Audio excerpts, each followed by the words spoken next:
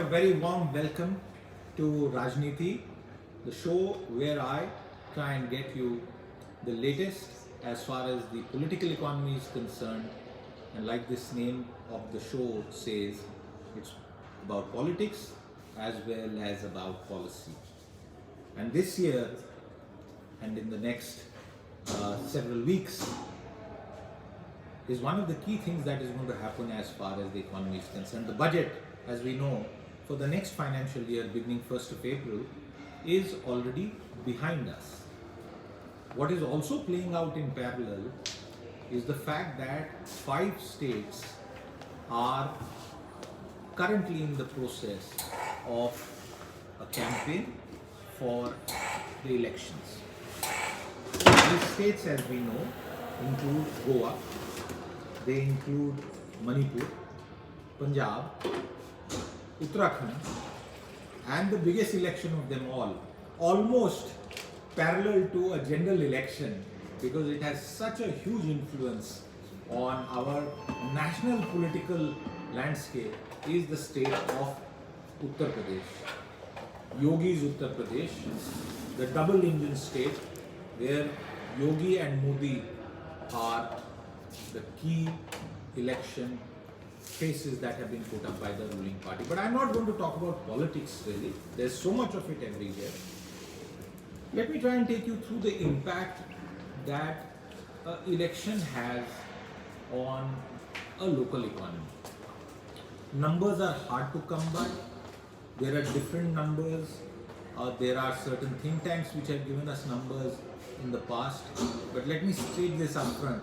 None of those numbers are verifiable in the sense because beyond the officially allocated limits of expenditure that the Election Commission has set for a legislative assembly election or a parliamentary election, we know for a fact that more money is spent. It is disguised expenditure, it does not come into the books.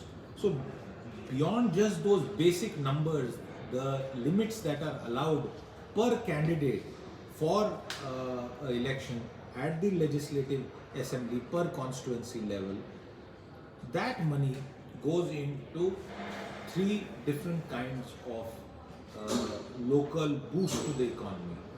One is the money that goes into what we call out of home or on road branding advertising exercise. This is a regulated activity to the extent that you can't put up a hoarding everywhere. If you do it at places which are not permitted, those hoardings are taken off. Typically municipalities have that, but not every constituency has the entire area as a municipal area. There are non-municipal areas also. So there, again, this is a bit of a area where it's hard to come up with numbers. The second aspect is that most elections, including at the local legislative constituency level and the national parliamentary constituency level, involve significant expenditure on vehicles and fuel. So that's a second local impetus. The third, which one would normally be loath to talk about, is also some direct cash transfer that happen surreptitiously in the dead of the night, where money is actually given out for directly influencing votes. You would have also seen stories, videos and other commentary about the extent that alcohol is also used during elections. So all in all these different activities, plus there is a significant other allocation of funds that happens for the state apparatus that is conducting the elections. I was giving you a flavor about what a candidate does, but what about the organization of the elections, the election commission, the state election commission, the law and order, police, bandobast, the arrangements for voting centers, for counting day, the deployment of officials, the transport expenses that happen. That's also a very significant number.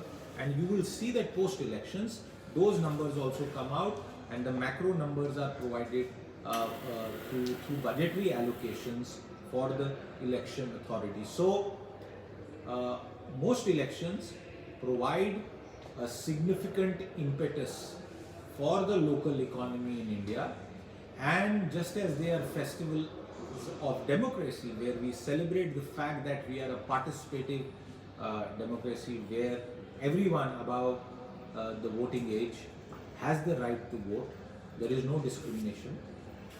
Beyond some of those unsavory headlines, the fact remains that the Indian electoral system over the last several decades and today is one of the most robust electoral systems worldwide.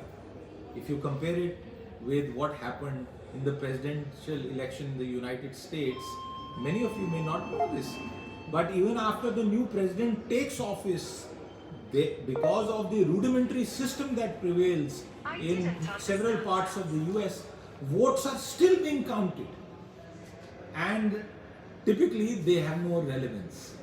So the Indian electoral system, because of the widespread and 100% usage of automatic machines, because of the fact that there is such a robust deployment and a separate administrative constitutional authority and machinery is put in place, we can be proud of the fact that while there is so much to solve for our masses, for their water, for their electricity, for their economic upliftment, and a lot is being done as far as elections go, and there are so many elections in India, our systems are among the best in the world. So the next time you see election being conducted, you see a hoarding, you see some vehicles, you see loudspeakers being used, know that it is providing a short-term boost to the local economy. That's it on this episode of Rajniti. We'll come back with more. Till then, stay tuned in and do subscribe to Business Today. Thank you very much for watching.